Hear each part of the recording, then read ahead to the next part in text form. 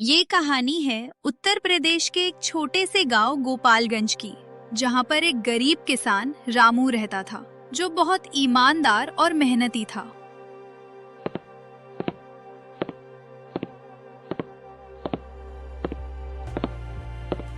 मेहनत रामू की नस नस में दौड़ती है, यही उसका जीवन है।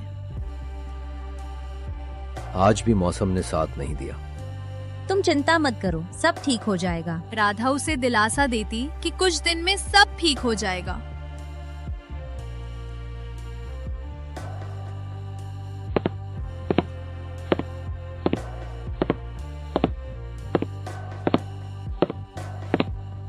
प्रकृति की मार रामू की मेहनत पर भारी पड़ रही है। हे भगवान, ये क्या कर दिया आपने? अब कैसे चलेगा घर? एक किसान की जिंदगी कड़ी मेहनत और संघर्ष से भरी होती है।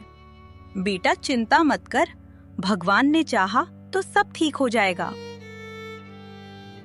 तुम चिंता मत करो रामू भाई, हम सब मिलकर कोई न कोई रास्ता जरूर निकाल लेंगे। रामू के मन में एक उम्मीद जगती है और फिर रामू अपनी पिछली जिंदगी के बारे में सोचते हुए घर की ओर चल देता है।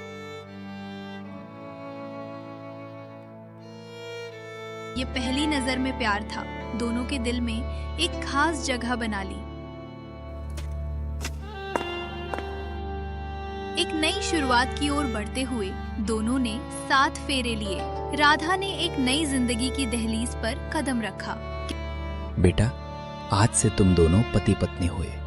मैं तुम्हारे सुखद जीवन की कामना करता हूँ। अब से हर दिन नया होगा। हम साथ मिलकर सब कुछ करेंगे।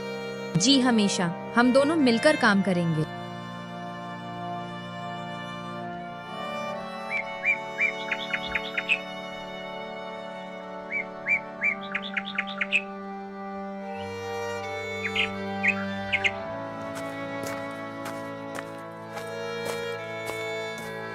किसान के लिए ये साल कठिन था। प्राकृतिक आपदा ने उसकी फसल को नष्ट कर दिया। हमारी फसल तो पूरी तरह बर्बाद हो गई। अब क्या करेंगे? हमें कुछ सोचना होगा। कुछ न कुछ तो करना होगा जी, नहीं तो हम कर्ज कहाँ से भरेंगे जी।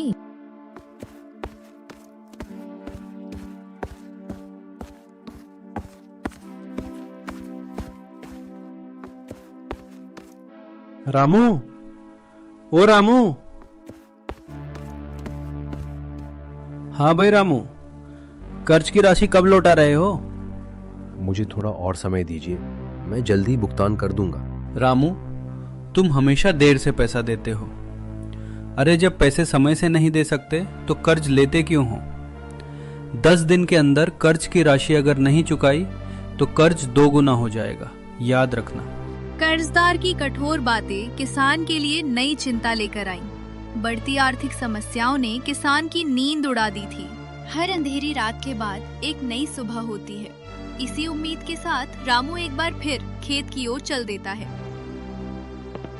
राधा की आंखों में असंतोष साफ झलक रहा है। वो रामू से संतुष्ट नहीं है। तुम्हारी मदद से कुछ नहीं हो रहा जी, अब लग रहा हमें ही कुछ करना पड़ेगा। क्या करे राधा, इस बार मौसम ने ही साथ नहीं दिया। देख लो, अगर तुम कोई मदद कर सकती हो तो। राधा का मन कहीं दूर शहर की चकाचौंध में खोया हुआ है।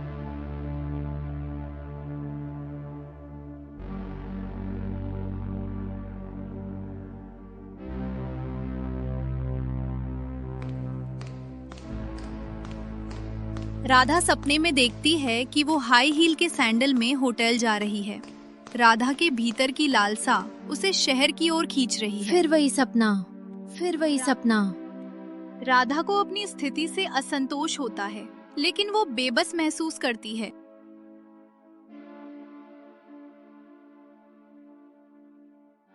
एक दिन मैं भी उसी दुनिया का हिस्सा बनूंगी, चाहे उसके लिए मुझे कुछ भी करना पड़े।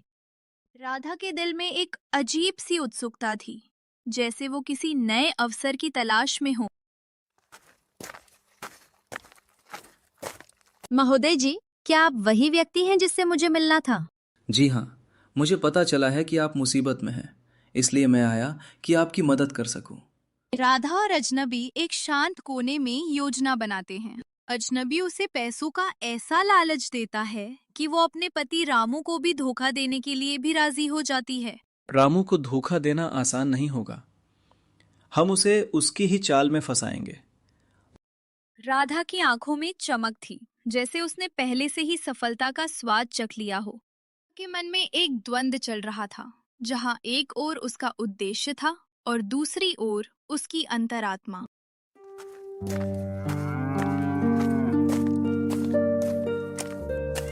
राधा बहन, वो राधा बहन जरा सुनना। राधा, तुम जो कर रही हो वो सही नहीं है। भला अपने पति के साथ ऐसा कौन करता है? अपने पति के होते हुए भी तुम गैर मर्द के साथ घूमती हो। तुम्हें शर्म नहीं आती? मुझे पता है बहन, लेकिन मेरे पास कोई और उपाय भी नहीं है। राधा ने अपने निर्णय को अंतिम रूप दिया।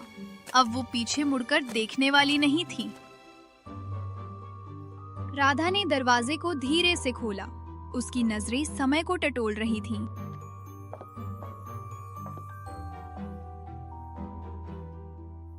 जी ओह, आज ऑफिस में बहुत काम था, इसलिए देर हो गई। रामू के मन में शक के बादल घिरने लगे थे। राधा, तुम्हें देर रात तक रुकने की क्या आवश्यकता थी? तुम उन्हें रात में रुकने के लिए मना भी तो कर सकती थी। राधा के दिल में चिंता की लहर दौड़ गई। मैं कल जल्दी आने की कोशिश करूंगी।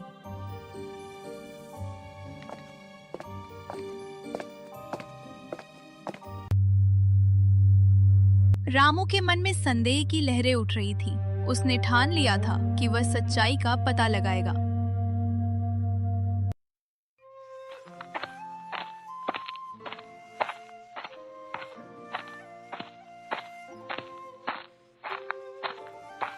रामू का दिल जोरों से धड़क रहा था, लेकिन उसने अपनी चाल धीमी रखी।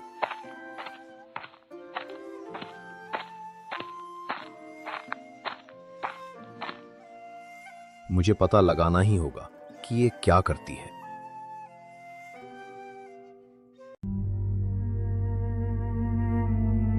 रामू की आंखों में एक प्रश्न था।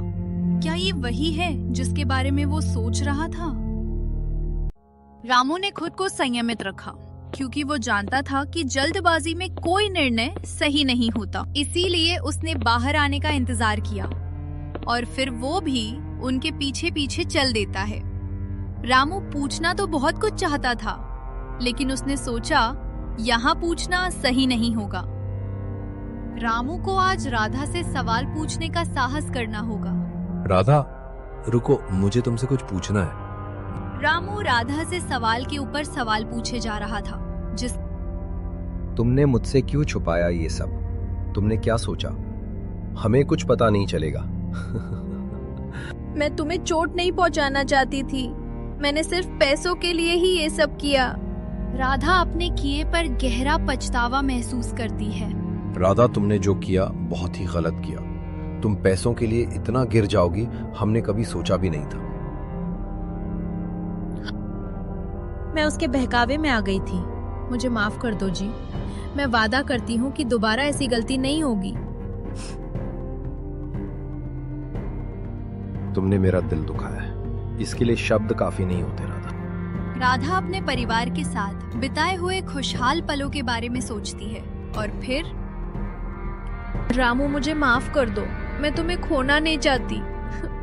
काफी मिन्नतें करने के बाद आखिरकार रामू उसे माफ कर देता है। चलो ठीक है राधा, इस बार माफ कर रहा हूँ, लेकिन दोबारा ऐसी गलती नहीं होनी चाहिए। जी, मैं वादा करती हूँ कि दोबारा मैं ऐसी गलती कभी नहीं करूँगी। राधा, कर्ज के पैसे कहाँ से दूंगा, कुछ समझ में नहीं आ रहा। उसने कहा था 10 दिन में पैसे नहीं दिए तो कर्ज दोगुना हो जाएगा। हमें लगता है कि हमें कोई व्यापार करना चाहिए। अगर हम खेती पर ही निर्भर रहेंगे तो कर्ज कभी नहीं दे पाएंगे। बात तो तुम ठीक कह रही हो राधा, लेकिन व्यापार करने के लिए पैसे चाहिए, जो हमारे पास बिल्कुल भी नहीं है। पैसों की चिंता आप न करें। मेरे पास जो गहने हैं, मैं उनको बेंच के जो पैसे मिलेंगे उससे हम व्यापार करेंगे। नहीं, ये ठीक नहीं है। तुम अपने गहने बेच दोगी, फिर पहनोगी क्या? भगवान ना करे अगर कल को हमारा व्यापार नहीं चला, फिर तुम्हारे गहने कहाँ से लूंगा? आप इतनी चिंता ना करें। हम वही व्यापार करेंगे जिसमें नुकसान कम से कम हो। राधा, अगर तुमने इतना सब सोच ही रखा है तो फिर भगवान का नाम लेकर शुरू करते हैं। जी बिल्कुल, फिर शुरू करते हैं कल से।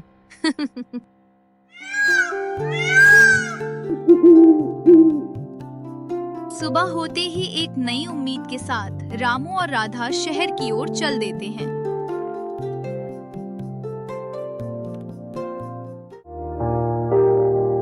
अब समय था कुछ कर दिखाने का, क्योंकि अब सारी पूंजी दांव पर लग चुकी थी।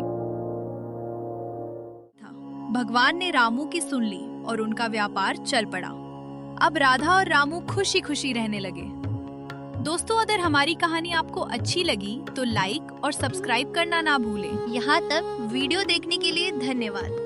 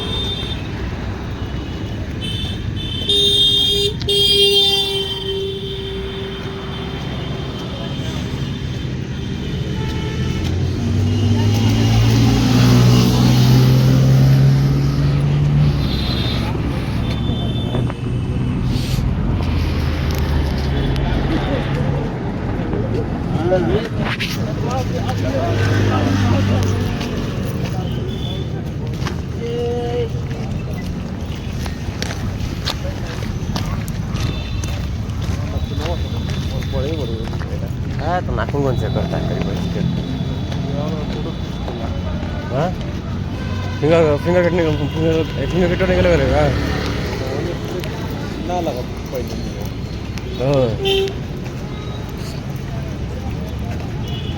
ना फिंगर गिरे तो हम फैला दे रही साला घींच घींच के सब लगा के लगाई सर उतना टाइट लगाई राजा के अंगूरी के